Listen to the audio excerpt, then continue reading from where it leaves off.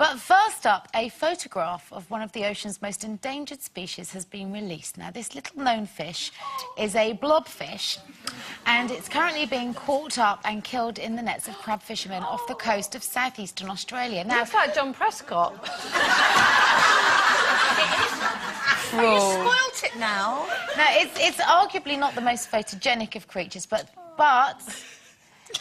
oh, no, I think it's sweet, but could this little creature be on its way out of the ecosystem? Well, the answer is yes, if something's not done too soon. So, when it comes down to it, does an animal have to be really cute for us to care? But he's a blob, isn't he?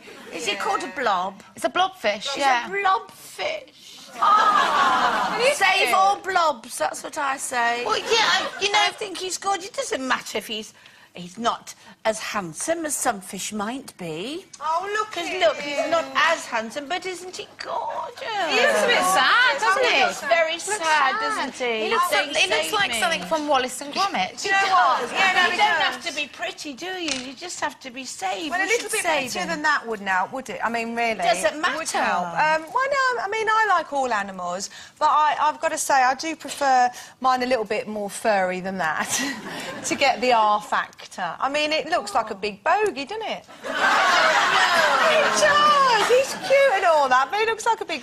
No. Hang on a minute, you can't go, oh, no, it's a bit ugly, therefore I don't care as much about it as I do as a nice rabbit. Well, I couldn't kiss it, could you? You wouldn't kiss a rabbit either. I would. You'd eat one.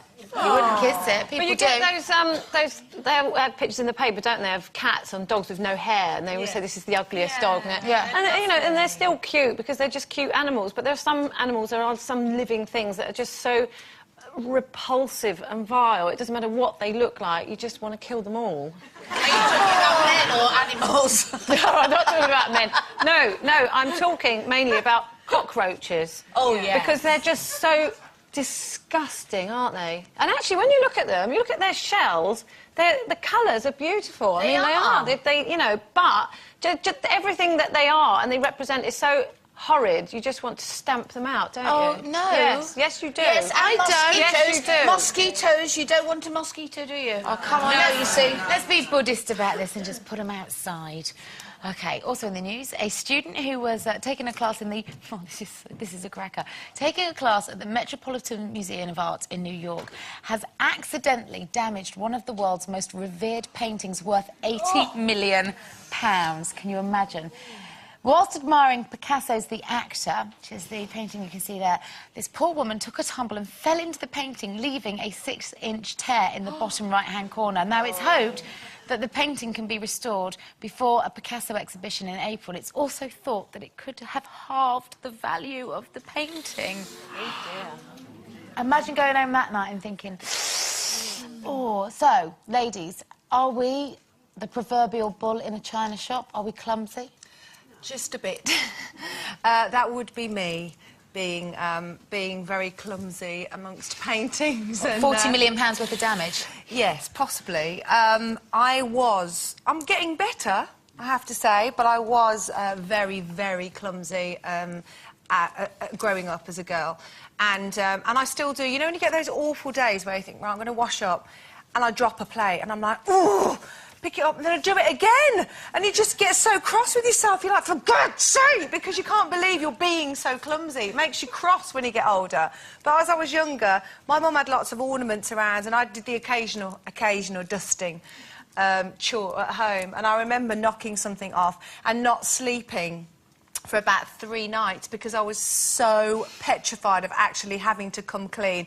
And of course I didn't. Glued it up, turned it round and prayed that I'd get away with it. I used to knock everything over. Do you know, I was in a hotel once in Malaysia, and in the minibar, I don't know what I was doing in the minibar, but there's like, in the minibar, there was like a whole great big tray full of glasses, like wine glasses, brandy glasses, champagne glasses, loads of them. Anyway, for some reason, I thought the tray was like on a pulley kind of thing, and it wasn't. Oh. And I pulled it out, and every single glass just fell on the floor. And everyone from around came running. They thought something really terrible had happened. And the main reason they came running because I couldn't stop laughing. I was screeching with laughter because there was just glass everywhere. It was carnage. Apart from that, I'm really good. Honestly, I don't... And I actually... You know what really annoys me? Like, you know, clumsy people in... You go around museums and people are, like, sitting on the exhibits and things because they think they can just sit in them and there's big signs everywhere. So disrespectful. Don't sit here. This is historic. It's priceless. It's valuable. And people are just sitting... And it really makes me annoyed. And eat their sandwiches sitting there as well. Yeah. I know. Put chewing gum on them. I've seen that. But I'll tell you what, the other day was one of my worst nightmares. I was with Ollie. Obviously, he's only 3, you know, and I was holding his hand, and we were in this big store, walking around, and as I turned around in slow motion, dropped his hand, and he started to run, and we were in the glass department, cut glassware, and he just ran, and I started to sweat and shake, and he just ran all through the different aisles. And I think, any minute now, they're all going to go... And he ran all the way back to me, and I was like this. I couldn't stand it. The most frightening moment of my life. I was covered in menopausal sweat. Do you know, my nickname at school was Calamity Cake because I used to drop everything. I could just hold something in my hand and it would, like David Copperfield had possessed me, just fly out and drop on the floor. Anyway, I thought, well, I was away in Rome shooting a show and I found this beautiful dinner service and I thought, I've got to have it. It was a really good price. I'm gonna carry it home. So I did. I bought this beautiful dinner service and you can't pack it. I've got to carry it by hand. So me and a friend carried it through, you know, the X-ray machines onto the plane. I sat with it on my lap all the way home, get at Heathrow, get in the cab, like, don't do speed bumps, you know, got the driver all the way home, got to the front door. Dropped it. Oh, no. You didn't? How annoying. Only 2 plates. So it doesn't work. It just, you know, No, now it's all ruined. wrong. It's all wrong. And I phoned the place up and I said, can you send me some plates? They said, no. They were Italian. They got angry with me. It's put me right off the whole thing. You chump. Chump. You are. On which note? The only thing We're off I for a ever break. did once, I actually threw my whole dinner over Bill Roach, Ken Barlow and Coronation Street. It was actually, we were just at a dinner and I was being really nice and tidy and I just had you know when you have a twitch in your arm? And it was gravy and peas and everything and I threw it and he was covered in just all of his tucks. But the lady next to me who played Mavis, do you remember Mavis? Oh. She'd had one too many to drink. She went, this'll cure it, and threw her wine and went, oof. Okay, we're off for a break.